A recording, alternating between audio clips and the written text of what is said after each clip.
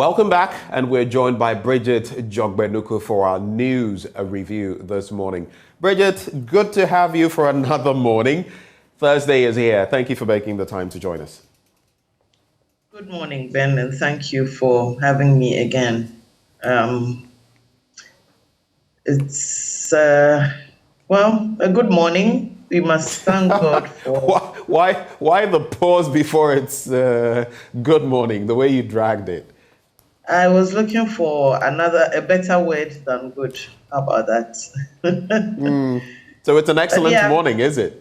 yeah, it's another morning. As they say, this is the day the Lord has made. We are blessed to be awake, to be in good health. Yes, we must thank God. My friend Reverend Ekua sends us these short devotionals every morning. And she says, just thank God for your blessings. Yeah. We look back at what is not going well, but it's always good to look at what is going well. And you'll find that they probably outnumber what is not. So we thank God for that.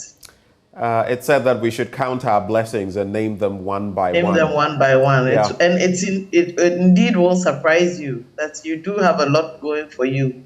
Yes. You do have a lot going for you. Yes. That is good. Yeah.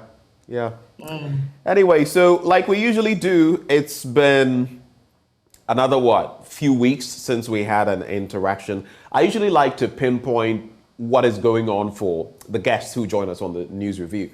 I'd like to come to you as well. You can talk about your business, but I'd like to know what life is like for you. For example, as you prepare for Christmas, I'm looking at the producer price inflation, for example, where wholesale prices of goods and services for November increased to 78.1%.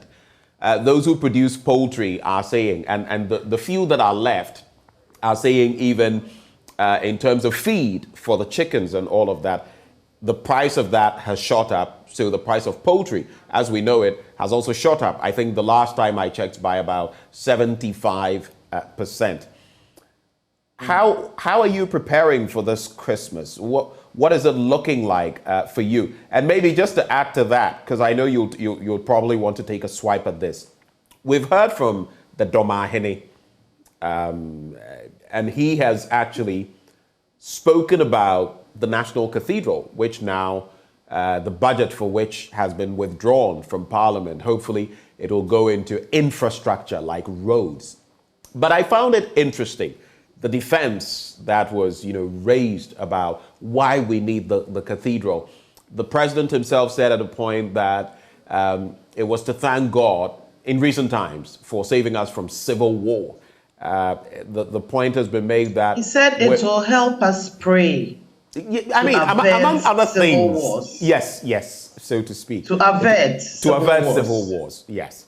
And then mention has been made as well that we serve God, and so, this is only a good thing to do, among so many other things that have been pointed out. But like the Domahene said, he said for him, his people are saying a cathedral is not a bad idea, but not now, and not with the resources that we have. And the 80 million now has been poo-pooed by the Committee of Parliament and the plenary as well. Quick reactions to these two stories, if you may. Well, Ben, ever since this idea of the cathedral came up, you can go to my Facebook account, my Facebook wall, and search for the cathedral. And I have never, ever from the beginning said that it's a good idea. Now that I have this platform, let me commend the Domahene and also mention that, frankly, most times, or all the times that I have gone on a campaign trip there and have visited them, he and his chiefs have been one group of the most respectful chiefs who receive me with a lot of respect. And I don't I mean, I say this in all humility, but they make time, they prepare to receive you with a lot of respect. And when one gives you that respect, you must give that back. And I say this because this Tomahine's name has come up also in the issue. I wonder why you are showing earth moving equipment.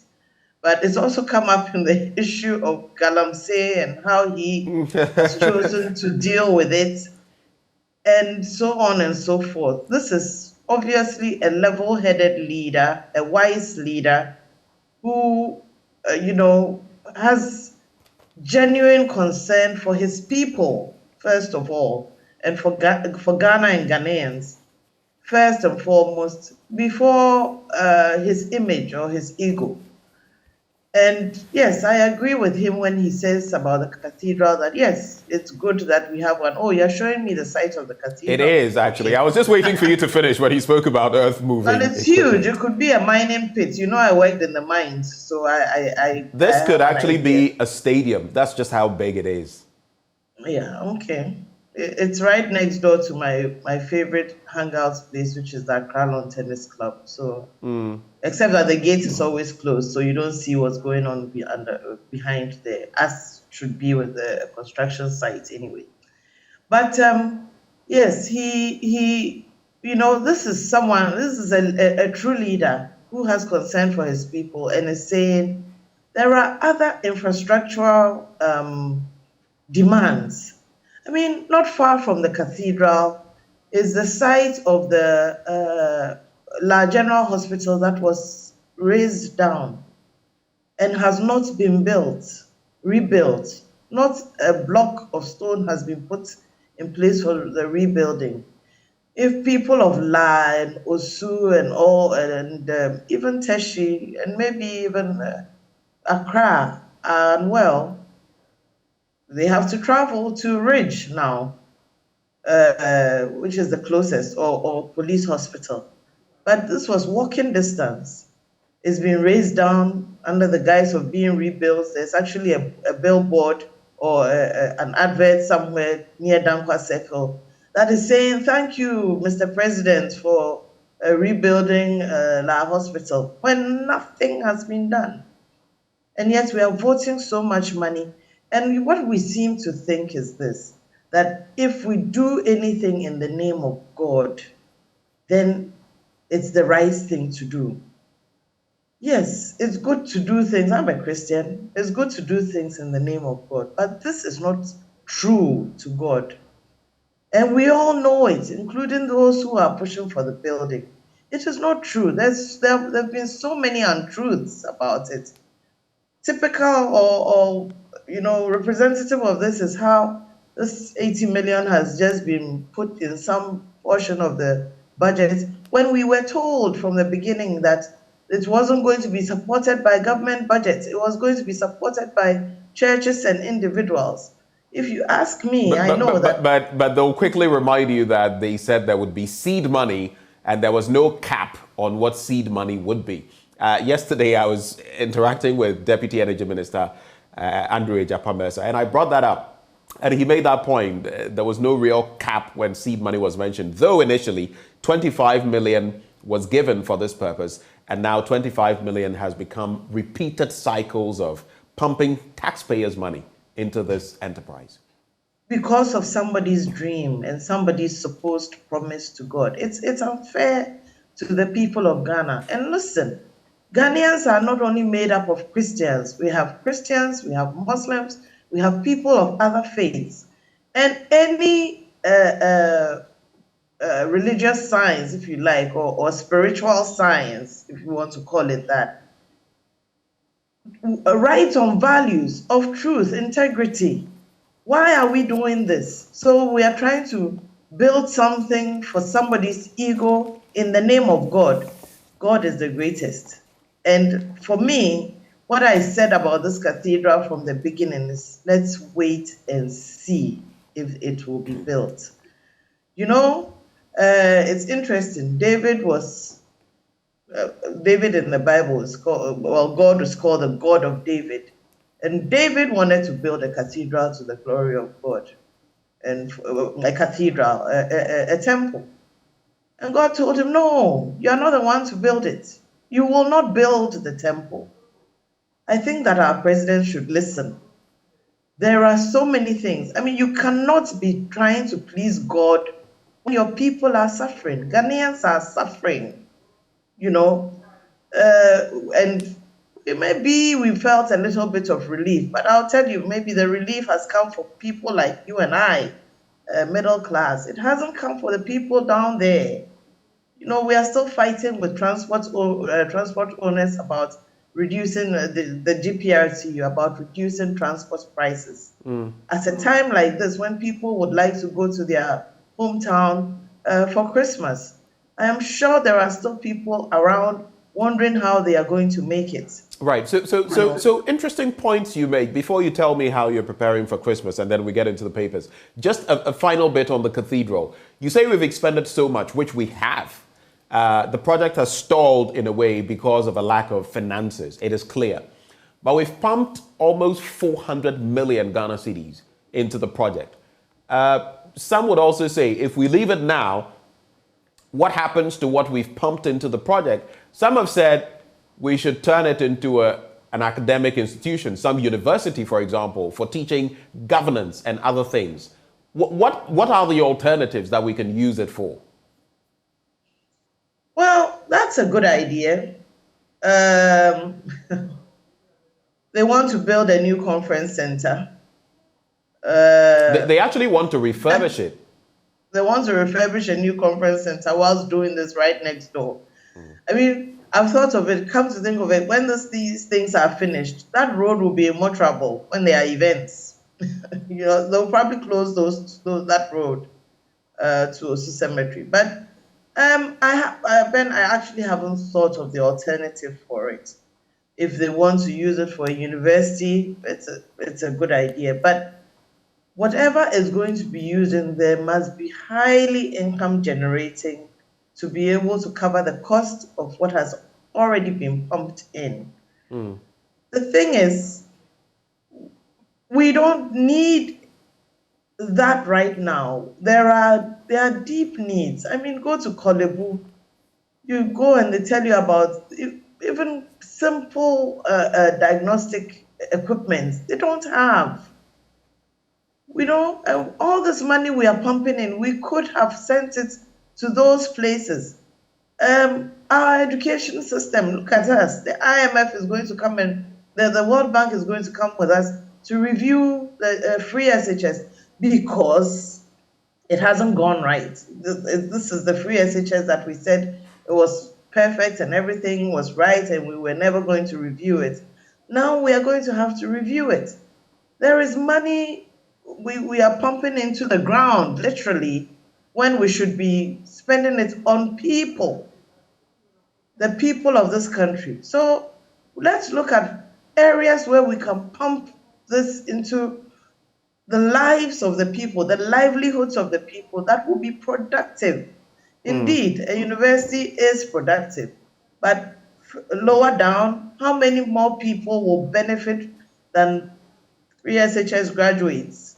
So let's think about that and put it in those places, the productive sector, because frankly, the productive sector of Ghana is made up a lot, it's predominantly agric based.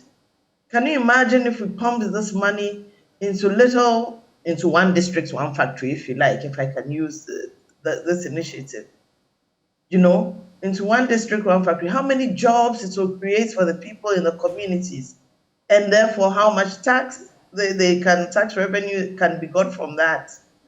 So let's stop the ego inflation projects.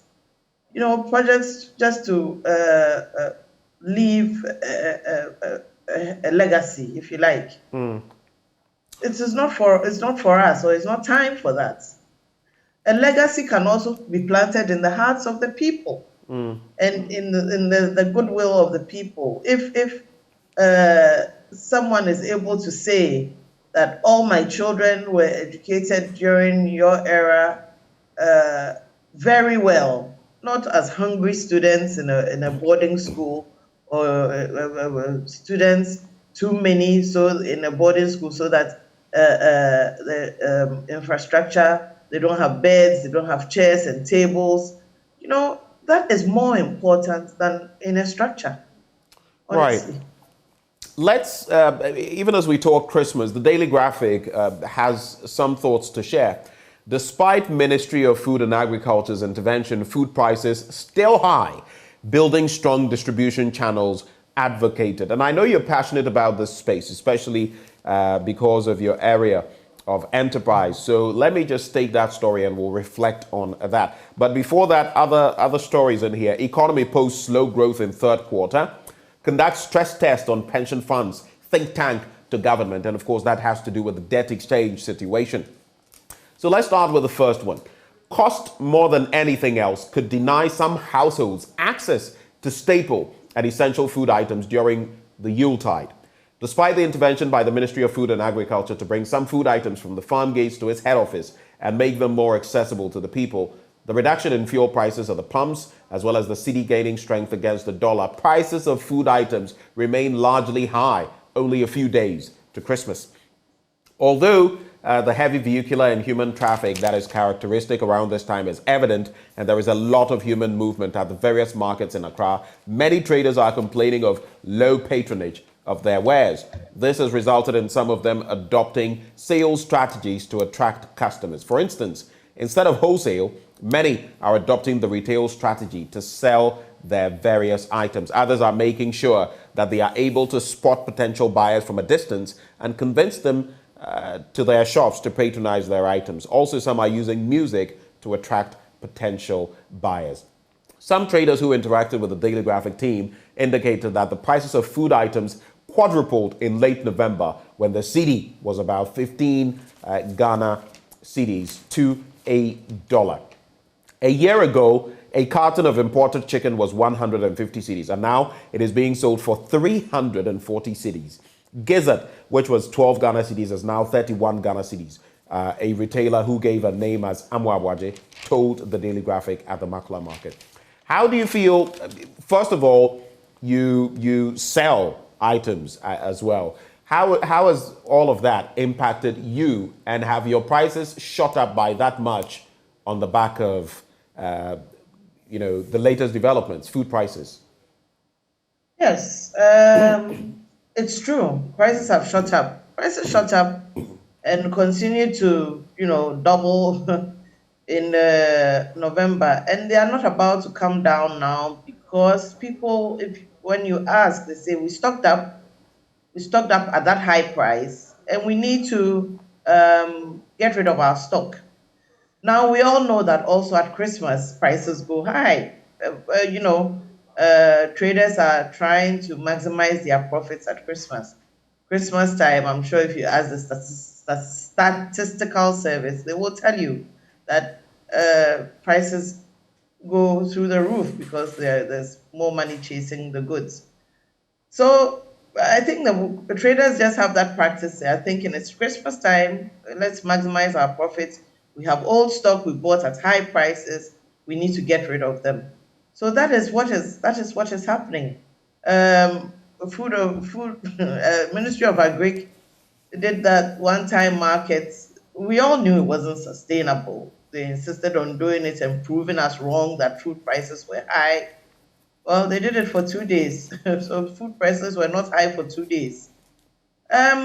Frankly, so many variables. The Transport Union is not willing to reduce prices because fuel prices have come down. They have a bit. For me, for example, the truck that brings my product has reduced it by a minimal amount. It went up so high, but they've reduced it by a minimal amount. And I do understand. The sad thing is that cost will be passed on to the consumer. So yes, food prices will remain high, possibly till after the Christmas, and hopefully they'll start to reduce it after the Christmas. It's just practice, really. Things get expensive around Christmas. If you're talking compared to the beginning of the year, yes. When I told someone the price of my palm and my jomi, they were shocked that it had almost tripled. And I said to them, I said, the price was changing gradually. And I think I kept telling you the price on this program. Uh, it kept changing gradually. And it's just what it is. For my products, for the palm, still, it's lean. The season hasn't come out yet. I think it had something to do with the rains and how late the rains came and how long they lasted. Right. In certain regions, like the eastern region, they are starting to get palm fruit. In the Volta region, in the Afadasu South districts and surrounding areas, the fruits are not ripening yet. In fact, I have a palm tree in my backyard, and I keep looking at it. It's fruited, but it's not ripened. So the prices will just remain high. It has nothing to do with the dollar. It has nothing to do with inflation, really. Well, yes, it might have something to do with inflation, but it has a lot to do with the season and how funny it's been this year. I say our sins are too many. We should, reform. I'll give you something very basic you must look out for. Our local mangoes, the small ones. Right. The fruit around this time. Go out there and see how many of our local mangoes have fruits on them. None. None. So it's a difficult place we are in. It would be good, it would be nice for traders to say we want to reduce prices now, but they have suffered, they have panicked. Here comes Christmas, they want to maximize their profits, and therefore their food prices will be high. And of course, some of them will tell you that they purchased the items at a certain price when the dollar was Yes. high and they can't afford to bring it down now. No one does business to lose. But let's get into Yes. other stories quickly. Economy posts slow growth in third quarter, and the economy recorded a slower growth of 2.9% between July and September this year compared with the same period last year. Provisional data from the Ghana Statistical Service have shown. In the same period last year, the growth in the real value, I beg your pardon, of goods and services as measured by the gross domestic product was 6.5% compared with the same period in 2020, the data indicated. The government statistician, Professor Samuel Kobna-Enim, who presented the quarterly GDP report in Accra yesterday, indicated the economy was now worth more than 44.29 billion Ghana cedis when measured in constant prices, that is real GDP, compared to the 43.10 billion economic worth last year. He said the report showed that non-oil GDP for the third quarter of the year grew by 3.6%, as against the 8.2% growth recorded in the same period in 2021. So that's the first bit. The second one, and that really interests me, conduct stress test on pension funds. Think tank to government. Now, the government has been urged to conduct a comprehensive stress test on the decision to include pension funds in the proposed domestic debt exchange program. The test should be conducted by the Ministry of Finance in collaboration with all stakeholders and debtors as part of best practices required to reveal the possible implications of including pension funds in the program. Contributing to the debate on the proposed involvement of pension funds in the debt exchange program, the Executive Director, Africa Center for Retirement Research, Abdallah Mashoud, said it seemed the government and the Ministry of Finance had not conducted any stress test to fully evaluate and appreciate severity of injury in the involvement of pension funds would inflict, on the pension system and ultimately the socio-economic well-being of Ghanaian workers and retirees. For you, having worked in the public space, the private space, as far as I know, what is your reflection on the bite of the debt exchange program, especially with a focus on pensions? And we know that a lot of the pension funds may have some reserves, but how long will those sustain? And apart from the major ones we know, how about the smaller ones? Will they survive a debt exchange program? And what could be the consequences on the pensioners? These are questions that have been asked. Your take? Well, I don't know. I'm not one to, uh, I don't know what will be the effect. I know that any person who's on pension or who is just retiring is panicking. And what government must do is come out quickly to say in clear words, in plain words, how this debt exchange program or haircut or whatever we wish to call it is going to affect pensioners. I have a sister who has just turned 60 and about to retire. She's worked for 40, about 40 years and contributed to her social security and is wondering what is going to happen to my pensions. So yes, not just conduct a stress test, but tell us, because I had an interaction with some people, some officials from the Social Security, from SNIT, and I asked them, how does this debt exchange affect us? And they said, no, it doesn't. So I said, okay, I don't know. I mean, they are the experts, they are in the industry. But they must all come out, including the second tier and the Social Security themselves, and tell us clearly how it affects us. Because pensioners especially are panicking. They say to us that, well, as an individual, the debt exchange will not affect you, or the interest payments and how it's been tiered and how it's been arranged will not affect you.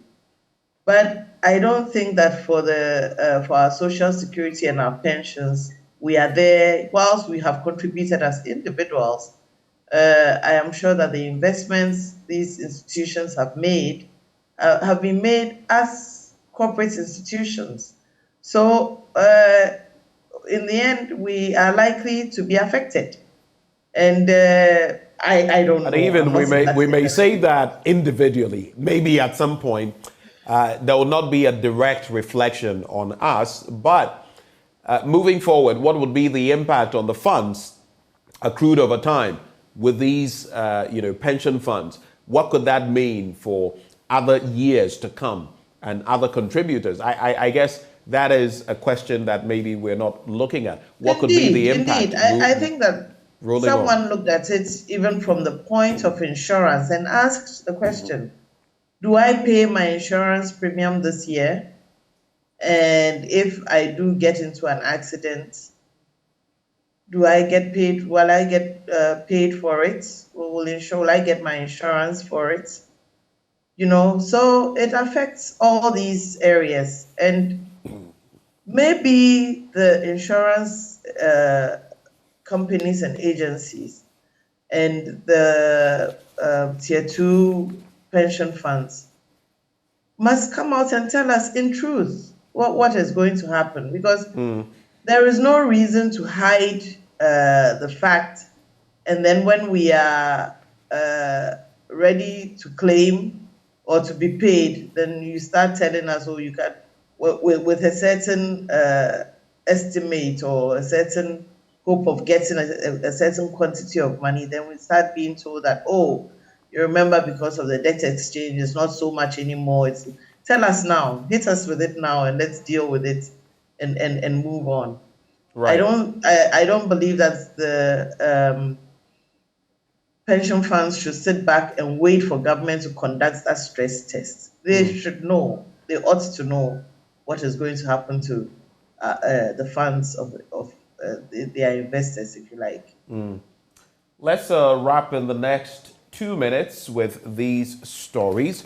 So, the Daily Guide newspaper apologized for election petition drama. NPP tells NDC, and that came up as the General Secretary interacted. That is John Kodia Frimpong interacted with Ghanaians generally and the press, and some took him on what he had to say. Then there's also producer price inflation, like I was saying, inches up to 78.1%, and 96% of Ghanaian adults have access to financial services. That's according to a survey. The Business Finder, financial services, 95% access achieved, like I just mentioned. And the Court of Appeal dismisses TI Microfinance's challenge against license revocation. Finally, the New Crusading Guide. Let's commend Akufo-Addo for reviving Ghana's economy. That's according to the MPP. And that also made mention of yesterday by John Kodia Frimpong. Any quick thoughts on these matters that we wrap with? Apologize for election petition drama, MPP tells NDC. Well, and then what? Apologize? Yeah, let them apologize. And then what?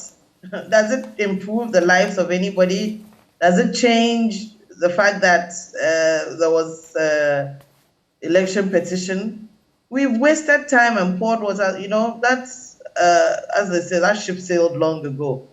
It's water on a duck's back, if you like. It's neither here nor there. This is just an ego trip of, yes, I won and yes, you lost, or you were wrong and I was right. It doesn't matter. It's too little, too late. It wasted everybody's time, but yeah, I don't see the point of an apology. What would it achieve? And just a statistic, mention has been made that the Director General of SNIT himself made mention of this, and yesterday was re-echoed by one of the panelists on PM Express. 82% of Ghanaians contribute just about 150 Ghana cedis every month as pension. So you just imagine what this means. If it takes even the minutest of hits, you can tell what this is going to do to people. People are contributing as little as 150 cedis. What would that be worth in the next how many years when they pension off? These are things we should be thinking of. But Bridget, interesting times that we're in. Thank you so much for having joined the conversation. Any last words? Oh, Ben, I wish you as merry a Christmas as you can have under the circumstances. Like you said from the beginning, count your blessings. Enjoy your family, enjoy your friends. If you have any shows you can afford to go and see them. Live in the moment. It's interesting you make that point, Bridget, right before you go, because I have been doing exactly that. The times have been rough, but this year I've made time to. I saw my first, and I'm not promoting anyone, Uncle Ebo White play this year. I have attended. Yes. I beat you to that then. You beat me to it. Uncle Ebo White and I share a birthday. I see. Okay. So nowadays, when it's his birthday, I'll know that immediately. Bridget's birthday has also arrived. Yes. But you're spot on. We must make the most of the time while we're still here. Bridget, thank you so much for your time. Enjoy the people around you. Enjoy the people around you. Exactly. I was saying to a friend the other day, you may not have money, but relationships are currency. Yeah. Think about that. Yeah. Relationships are currency. I'll keep that. Thank you for sharing those nuggets of wisdom, and thank you for joining us for the news review. Have a wonderful day, Bridget. Thank you, Ben. You too. All right. And that was Bridget Jogbanuku, former flag bearer of the PPP, joining us for the news review. But there's more coming your way. We have a whole lot in sports. And after that, look forward to our interaction one-on-one with Richard Ahiagba of the NPP. What will he have to say on the matter of the National Cathedral, the recent tide when it comes to the city, and more? Stay with us for that.